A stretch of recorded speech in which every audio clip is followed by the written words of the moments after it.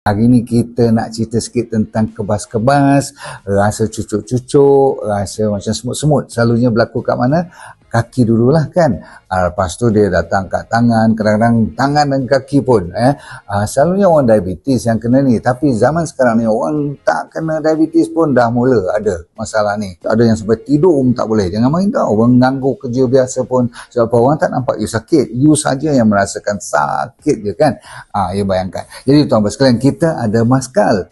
Maskal ni rempah ratus yang terbaik. Antaranya ada banyak. Tapi 4 saya nak cerita. 1 ginkgo.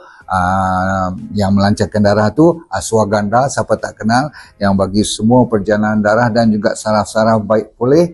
Lepas tu nombor 3 pegaga, nombor 4-nya orang panggil special coffee. Rupanya kopi ni jangan main-main, ada yang best untuk saraf-saraf kita. Jadi bila semua berjalan baik, nutrien dah sampai, maka saraf tu boleh pulih, maka kita boleh rasa balik. Tapi ramai orang sementara duk sakit, nak tidur tak boleh, semua tu dia orang sapu dengan Moxa Oil. Moxa Oil ni daripada Markwood yang terkenal daripada orang negara traditional Chinese medicine tu, dia orang sapu elok, urut elok, semua jadi cun.